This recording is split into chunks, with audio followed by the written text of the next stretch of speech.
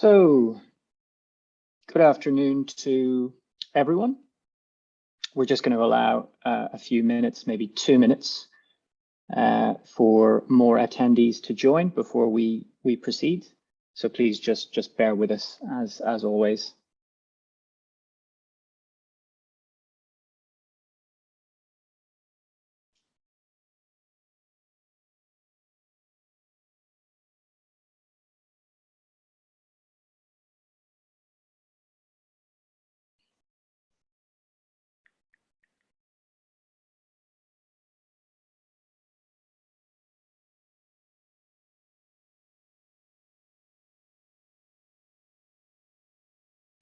We'll just give it a few more seconds to get the numbers up, and then we'll get started.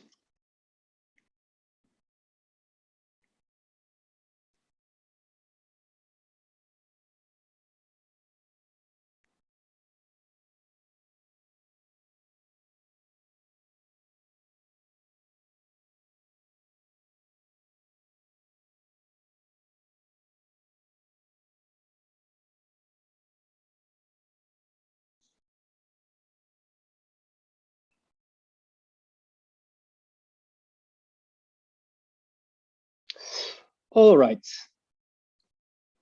So I think we've allowed for enough time. So good afternoon again to everyone, and welcome to the 10th edition of the Eurosif Sustainable Finance Update. We'd like to thank everyone for taking the time to attend this session, as always, especially during such a hectic period. As always, we have quite a few notable developments in the realm of sustainable finance to cover today. Now, at the outset of today's session, we just wanted to say that we, of course, realize that everyone has been following the dreadful situation in Ukraine. We do, of course, all personally find it horrific to witness what is taking place. Now, with that said, today we would like to remain very focused on sustainable finance, and we will not be discussing events in Ukraine. So accordingly, we would appreciate if people limited their comments or questions to items that we have on our agenda. So with that said, let's just take a quick look at that agenda for this afternoon. And today we are going to provide you with an update on the final report on a social taxonomy that was published by the Platform on Sustainable Finance on Monday, the proposal for an EU corporate sustainability due diligence directive, the state of play on the Corporate Sustainability Reporting Directive, or CSRD, in the Council and the European Parliament, the latest batch of EFRAG working papers concerning the European Sustainability Reporting Standards, and finally, ESMA's Sustainable Finance Roadmap 2022 to 2024. So throughout the update, we'd, of course, as always, welcome any questions that you might have. There should also be the time at the end of this session for a Q&A. So if we need to proceed with updates due to time constraints and we leave your question unanswered, hopefully we'll be able to revert back to you at the end of the session. Finally, as always, the slides will be made available after the session today. And of course, it's being recorded and you can watch it on our YouTube channel at your leisure. So with all that said, I think we can dive into our first agenda item. So as many of you will have probably seen, on the 28th of February, so just this Monday past, the Platform on Sustainable Finance published its final report on a social taxonomy. The final report, of course, follows on from the platform's draft report that was published in July 2021. So when compared to the platform's initial proposals from July, the final report published Monday does represent quite a significant evolution in the thinking of the platform as to the potential design or structure of a social taxonomy. So most notably, the platform has opted to simplify the structure of the social taxonomy and align it more closely, to the extent that it is possible, with the structure of the existing environmental taxonomy. Accordingly, the social taxonomy envisaged by the platform now contains 3 broad social objectives, the pursuit of which would benefit one or more of 3 broad stakeholder groups.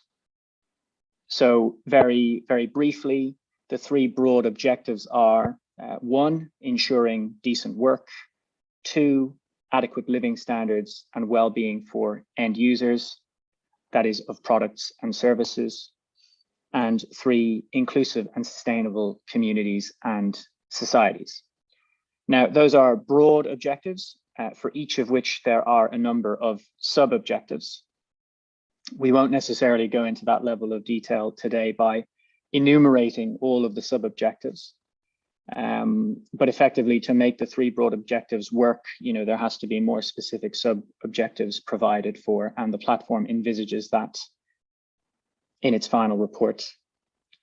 Now, the 3 broad stakeholder groups that will presumably benefit from efforts to attain those social objectives are an entity's own workforce, and that of course includes value chain workers, end users or consumers of products and services, or communities that are affected directly and indirectly by the activity. So as with the environmental taxonomy, alignment with the social taxonomy would be based on making a substantial contribution to one of these social objectives and avoiding significant harm to the others. The platform also raises the prospect of introducing minimum environmental safeguards for social investments. And of course, many of you will recognize that that mirrors the environmental taxonomy's inclusion of minimum social safeguards in Article 18. So there's been an attempt to align in terms of structure and functioning the social and environmental taxonomies. And the reason the platform has decided to do this is just to render both frameworks easy to apply, rather than having a scenario where the environmental taxonomy and social taxonomy, pursue very different or have very different structures.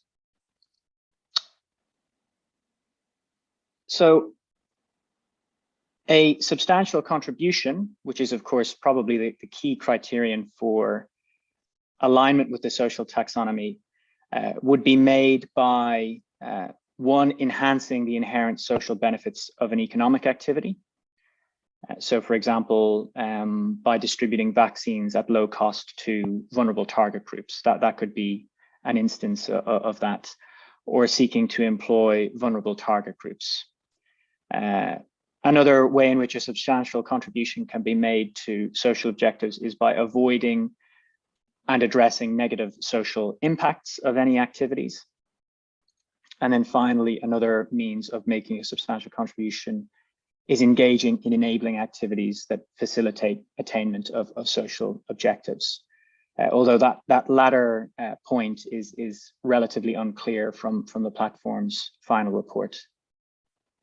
Now, compared to the initial draft report of the platform,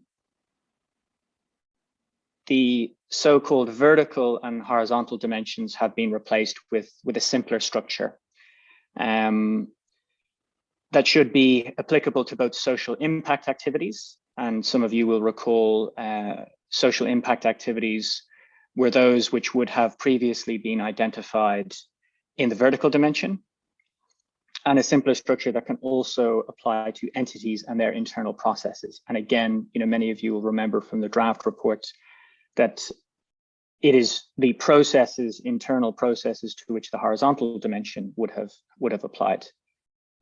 The latter horizontal dimension was of course the more controversial aspect of a social taxonomy, as elaborating standards applicable to the internal governance of companies through an instrument like a social taxonomy may have created complications with company law or social standards at national level. So the platform has recognized that, and it's highlighted in a way that the spirit of the horizontal dimension is still reflected in the idea that companies can make a substantial contribution to social objectives through avoiding and addressing negative impacts on identified stakeholder groups. But it sort of removed the horizontal dimension, nevertheless, in explicit terms because of recognition that it might be perceived as an attempt to harmonize social standards or company law. So the platform has, however, clarified that making a substantial contribution through addressing a negative impact would involve going beyond compliance with national or local law. So it wouldn't be enough merely to comply with existing company law or governance arrangements. So one very important thing to note from the final report is that the social taxonomy would apply unevenly across sectors. This is something that we, in our response to the platform, pointed out. You know, depending on the social risks associated with an economic activity or its potential to contribute to positive social outcomes, the taxonomy would have to be calibrated very differently. So, you know, to provide you with a basic example, sectors where occupational health and safety hazards are more significant, such as, say, construction, will be considered as higher risk under the social taxonomy. Now, very importantly, this is one of the things that might render elaborating a social taxonomy very challenging, as the risk profile and the impact potential of different economic sectors varies dramatically.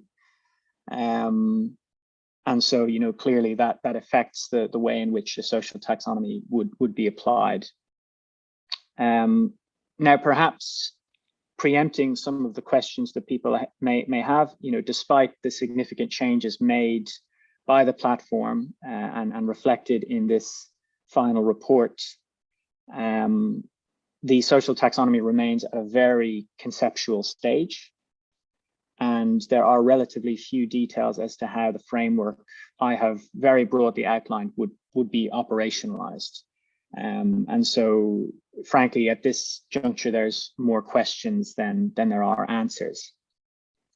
Another thing which is very important to bear in mind is that at this point, the Commission has privately made clear that no proposal for a social taxonomy will be pursued during this mandate, which means that it will not be taken up before 2024, if at all.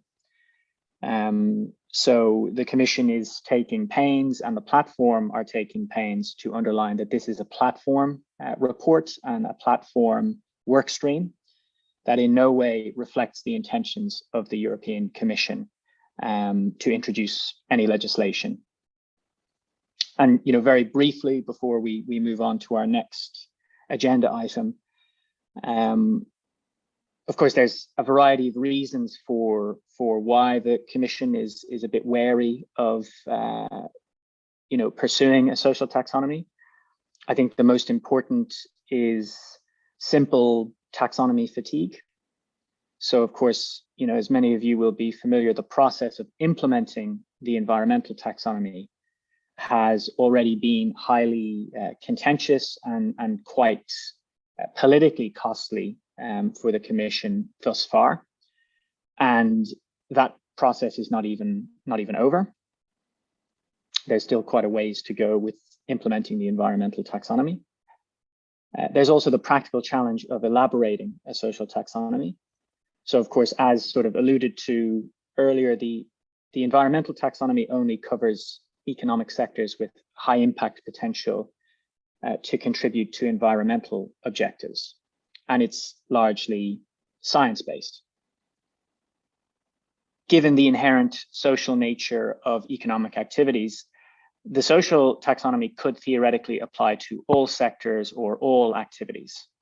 And of course, that would mean that technical screening criteria would be required for all sectors and all activities. And of course, as mentioned, they would differ quite significantly to reflect the risks associated with an activity and or its social impact potential. So I think it's quite clear that that would be a very long road to embark upon. And in a sense, that is something that the platform has recognized, that a lot more work is needed to maybe flesh out the initial ideas presented in this final report. Also, kind of something that is important to bear in mind is that a social taxonomy would reflect a lot more subjective value judgments than the environmental taxonomy. And for that reason, it would be far more contentious. And, the environmental taxonomy has already been quite contentious despite largely being science-based, largely, I say. Finally, while strictly speaking, the social taxonomy would, of course, be conceived of as an investment tool, it could easily be perceived as the Commission attempting to expand its competences into the social domain. And of course, member states will be extremely vigilant in that regard. So generally, they're very hesitant to cede any prerogatives in that domain. So of course, it's with all of these considerations in mind that the current political leadership of the Commission has decided not to pursue a social taxonomy during this mandate. Their priority at this point, despite the fatigue, is to finalize implementation of an environmental taxonomy and maybe a few other things in the area of sustainable finance. But a social taxonomy is certainly not their priority at this point, and a lot more work needs to be done. So with all of that, it's quite a lot to digest. I appreciate that it's quite abstract at this point and it's very conceptual. It takes some time to wrap your head around.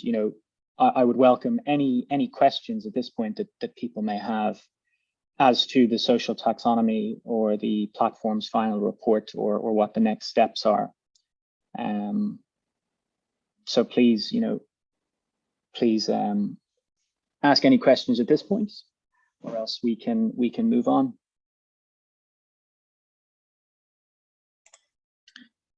Okay, thank you, Hugo. I think we can move on for now, as there do not seem to be any questions at this moment, but feel free to also pose your questions later.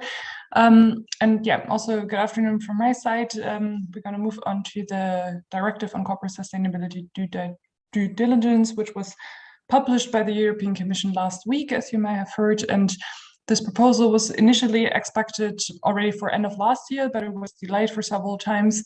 And I mean, these delays are not that uncommon in Brussels, but for this directive, it has proven particularly politically challenging. And as we understand, there has been some pushback from a number of member states, but also through strong lobbying by some business associations and also the European Commission's Regulatory Scrutiny Board, which is an independent body within the Commission that advises the College of Commissioners, has twice rejected the draft, which is rather unusual.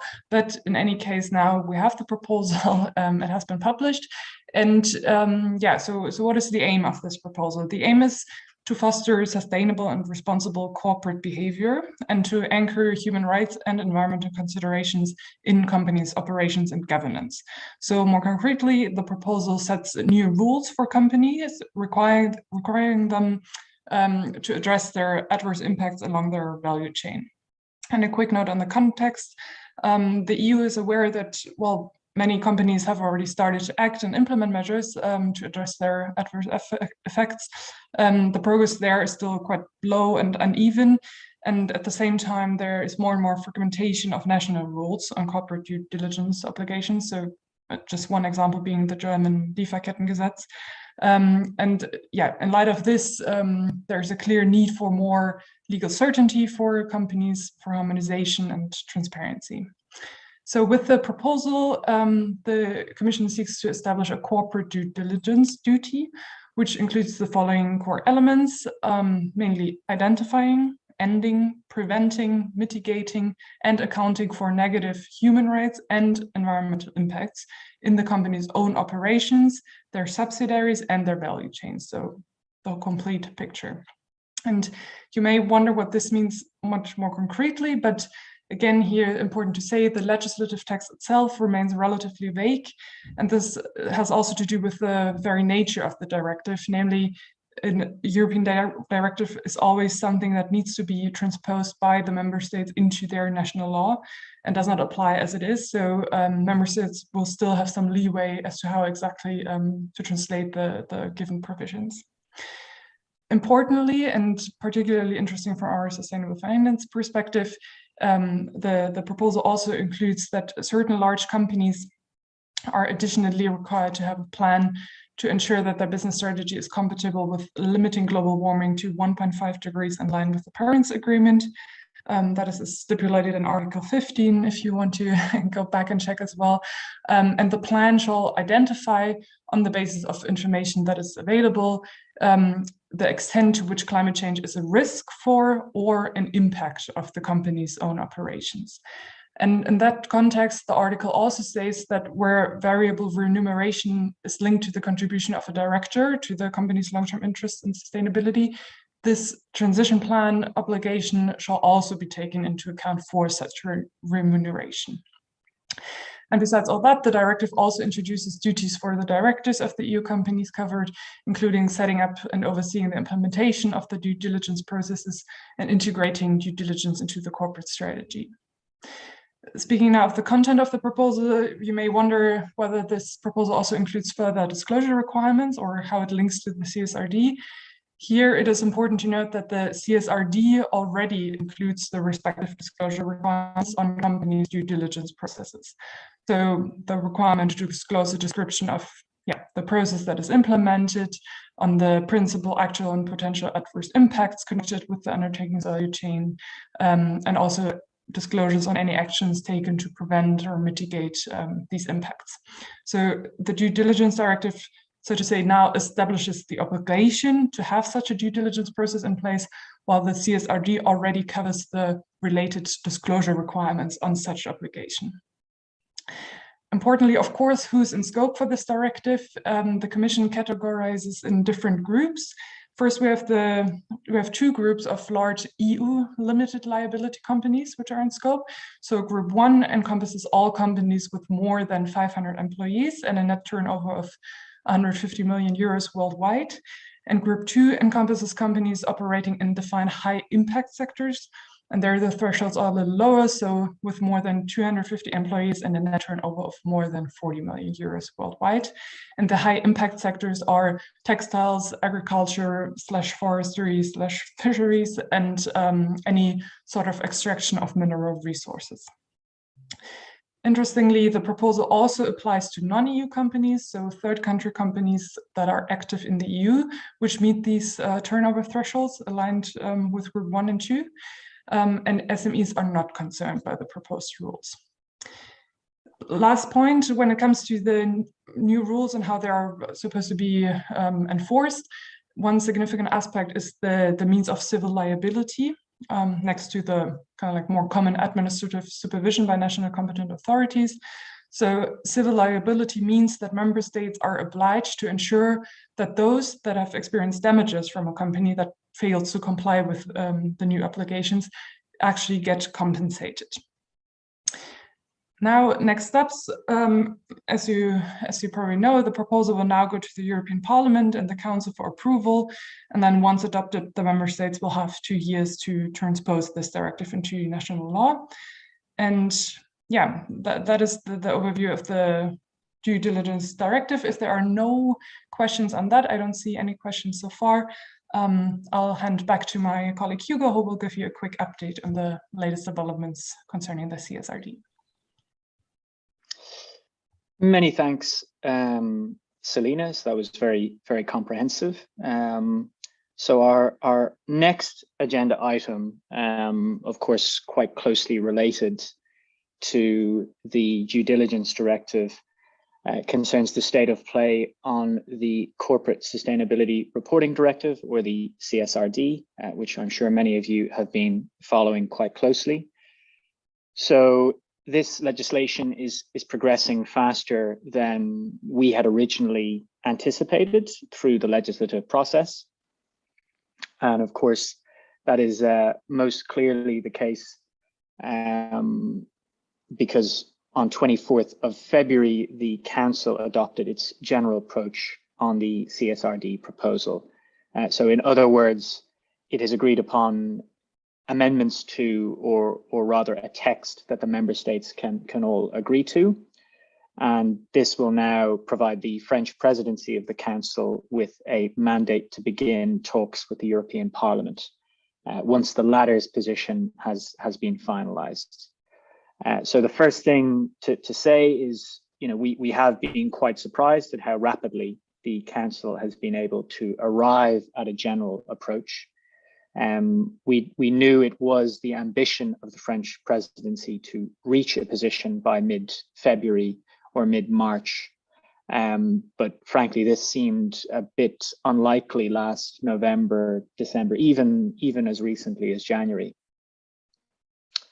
Now, in the European Parliament, the process is a bit more complex, and it is yet to be concluded.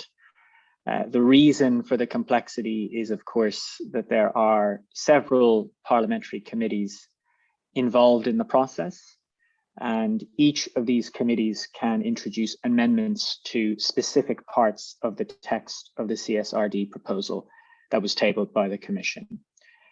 So these amendments then have to be discussed in committee and voted on.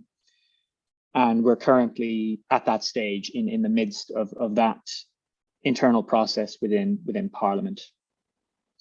So the URI committee, or the Legal Affairs Committee, is nominally in the lead with ENVI, or the Environmental Affairs Committee, as an associated committee. And then Econ and EMPL as committees for opinion. And that kind of establishes for you the hierarchy. URI is chiefly responsible. MEPs within the ENVI committee, however, have a little bit more influence in determining, the ultimate content of the Parliament's position. Now, just to give you an overview of some of the timing, Econ voted on its amendments on the 28th of February, so just this Monday past. ENVI and EMPL will vote on their amendments today. And then URI will vote on the final consolidated Parliament position on the 15th of March.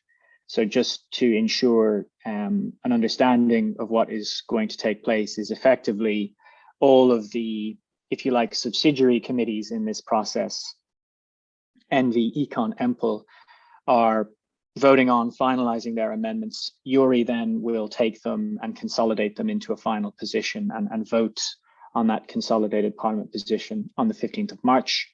And then the following week, this is a tentative timeline, but the following week, the plenary of the European Parliament will validate the position agreed at committee level. And we expect that vote to take place on the 22nd of March. But again, things can move around depending on, developments. So thereafter, of course, once Parliament has finalized its position, trialogues or formal negotiations with the Council can begin. And then, of course, as per the usual co-decision procedure, Council and Parliament will agree upon the provisions of the final text. Now, we understand that the French presidency of the Council would like to conclude trilogues with agreement on CSRD by June of this year. So that, again, is quite ambitious. The French presidency would like to have this piece of legislation on the statute book, if you like, or in the official journal by the end of its presidency in June. So at this point, it's difficult to go into precise detail as to the final position of the European Parliament, because of course, there's a flurry of amendments being voted on at present, and very intensive discussions going on around what the final Parliament position will look like. We can, however, of course, offer some highlights from the Council's general approach.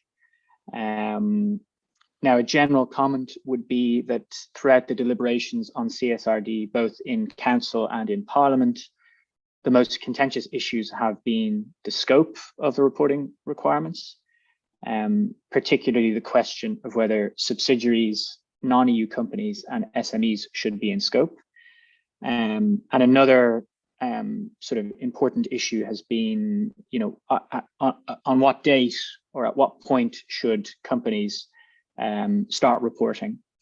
So, the timing of the various requirements. So with regard to the timing, the Council at least is very clear in its position, but we do know that this is a point on which Parliament and Council are quite aligned. The Council feels that Member States should be given 18 months to transpose the directive into the law. So if you assume for a moment that, the file or the legislation is in the official journal by June 2022, that means that Member States will have until 2024 effectively to transpose the directive. Then, companies that are currently in scope of NFRD should start reporting according to the new standards as of 2025, using data from 2024. Companies to which the scope of reporting requirements is being extended under CSRD will report as of 2026, so they have an additional year to prepare. And then listed SMEs will report as of 2027. Now, just a few more points, and then we'll open the floor to questions. For the most part, the Council has opted against subjecting SMEs to mandatory disclosures under CSRD, but there are, of course, still provisions for voluntary SME reporting. The Council has also lessened the stringency of reporting requirements on value chain entities, and they've done this out of recognition that information from suppliers, particularly non-EU suppliers or SMEs, might be difficult for companies to obtain. Otherwise, the Council has focused on ensuring that the external verification and auditing process is well regulated. So, of course, that would involve ensuring auditors or external verifiers are qualified and competent, and also that they're fully independent and that there are no conflicts of interest when verifying, this sustainability reporting. So that is a broad outline of the Council position. Again, we're waiting for the finalization of Parliament's position. And then this process of finalizing CSRD can get underway with trilogues. So I think, having provided that update, we can now, see whether there's any questions that have come in. And we do have a few.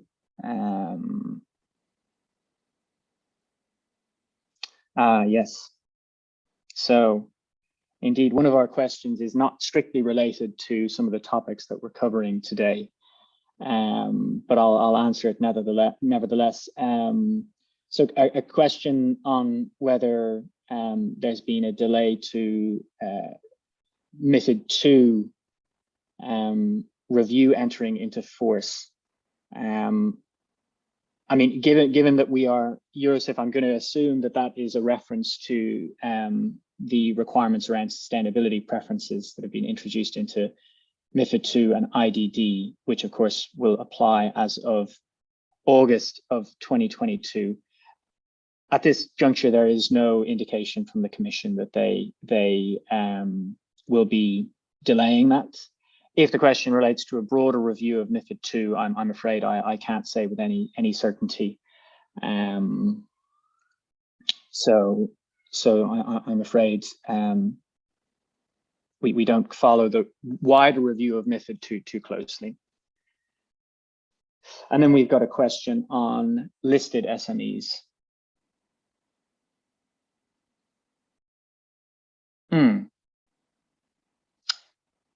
SMEs with listed. I believe it's the reporting requirements under CSRD will only directly apply to SMEs with listed equities. It's unclear, or at least I can't say at this point, whether an SME that's issuing a bond will be brought within scope of CSRD. I don't believe that is the case, but it's one that I'll have to follow up on. So of course, if we can't answer any of your specific questions, please feel free to follow up with us on via email, and we might be able to look into that in a little bit more detail. It is a very, very interesting question. But with that, I think that at present kind of represents all of the questions that we've got.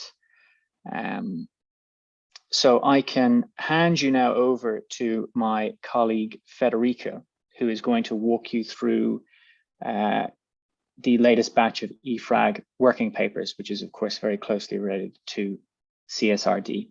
So with that, Federica, please go ahead. Thank you very much, Hugo. And first of all, I'm sorry, of course, this slide was not supposed to look like this, but we will fix it before uploading it on our website. So as said, the CSRD envisages the introduction of European sustainability reporting standards. So all companies in the scope of the CSRD will be required to disclose information on sustainability according to these standards. And this information is important because will be used by investors. So the process for developing the standard is currently carried out by the European Financial Reporting Advisory Group, or EFRAG. So at the end of February, EFRAG published 4 additional working papers with draft standards covering 3 environmental topics: pollution, water and marine resources, and use of resources and circular economy. And the 4th working paper is about the sector classification standards. So please know that these are drafts, so technical working papers that were published with the objective of providing transparency to stakeholders and about the standard setting process. So these are not the final standards, nor the standards that will be subject to public consultation.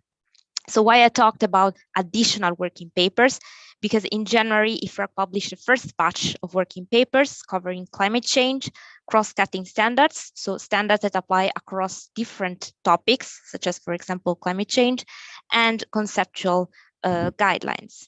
So very, very briefly, in terms of next steps, what happens next?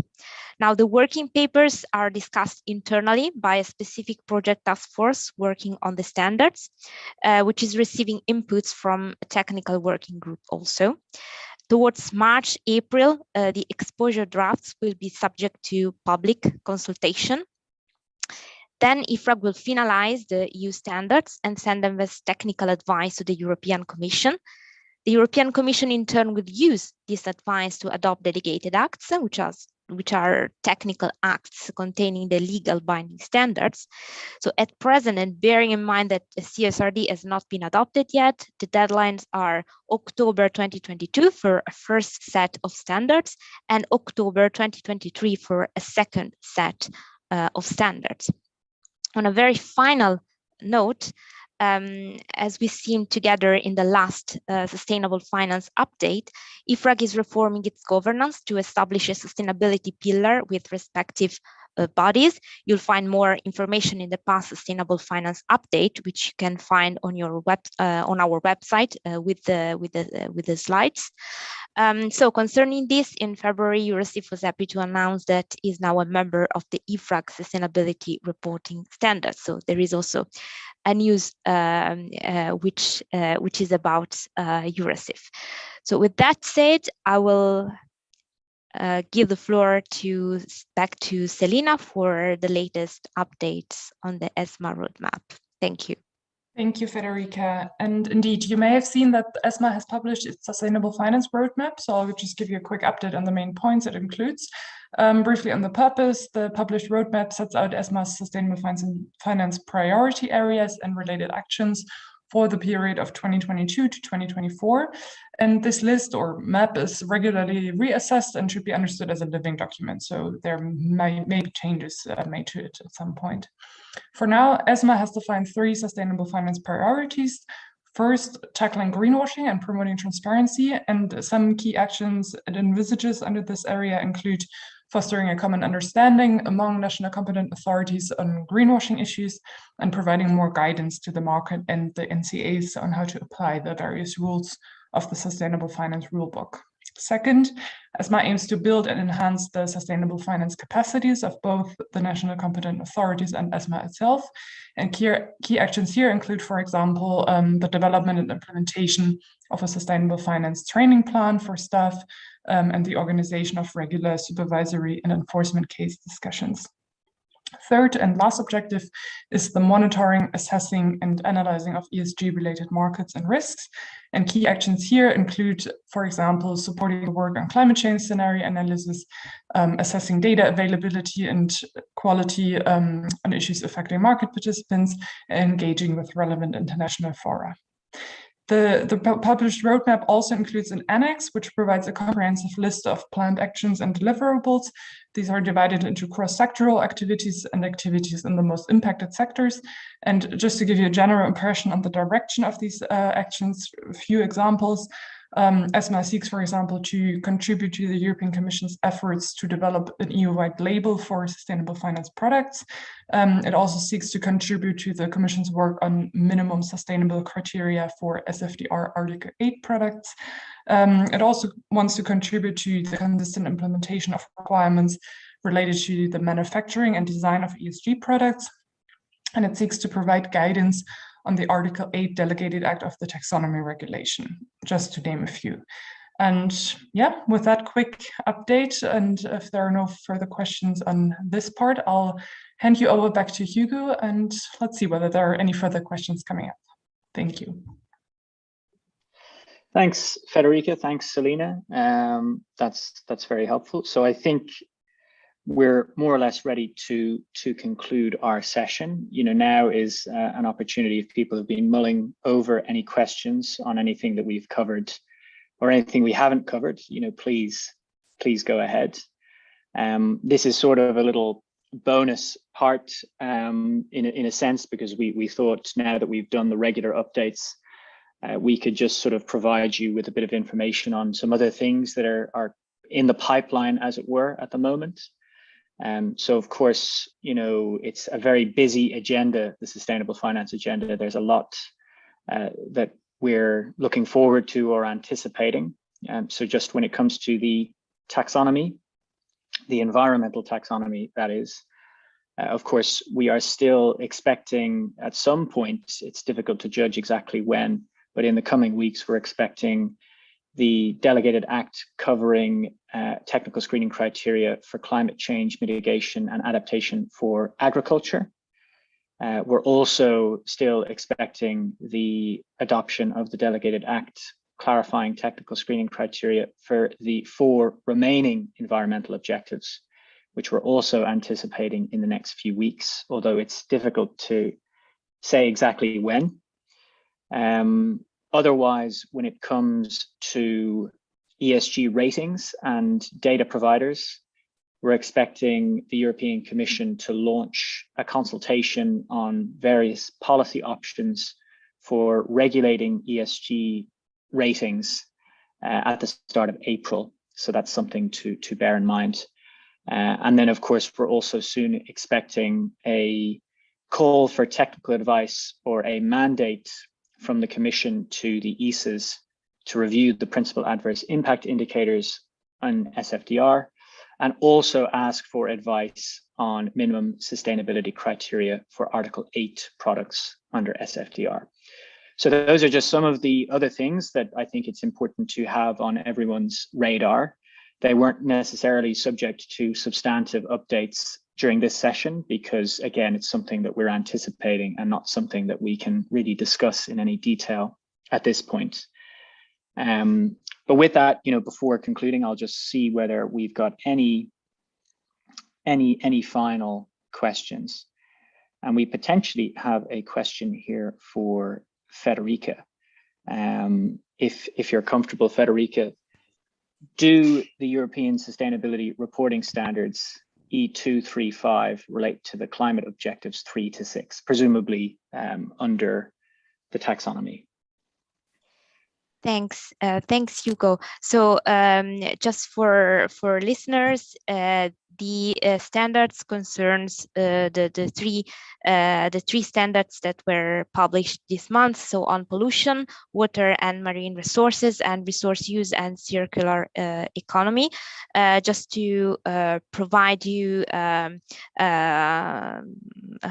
explanation, the EFRAG reporting standards cover the three topics of environmental with the climate change, social and governance dimensions. So the three, pollution, water and marine resources, and resource use and circular economy, together with the one about climate change, cover the part of environmental topic. And the requirements to develop standards according to these topics, so climate change, again, climate change, pollution, water and marine resources, and resource use and circular economy, fall in the text of the CSRD. In the environmental dimension, we will see also a standard specific for biodiversity. So this is the overall structure of the environmental part of the European Sustainability Reporting Standards. All right, thank you very much, Federica. So I think with that, we'd like to thank everyone for joining today's session as always. And as it's, I think, become apparent, there's a busy few months ahead. So of course, we're always here willing to provide more updates on the first Thursday of every month. Of course, the slides and a recording of this session will be made available afterwards for you or any colleagues that might be interested. And of course, if you have any questions that we haven't been able to address, please don't hesitate to reach out to us.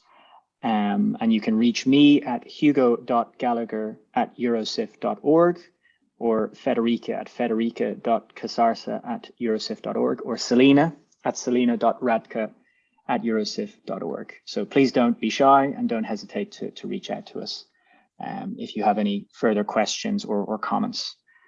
So with that, I think we can conclude the session. So thank you very much, and have a nice day.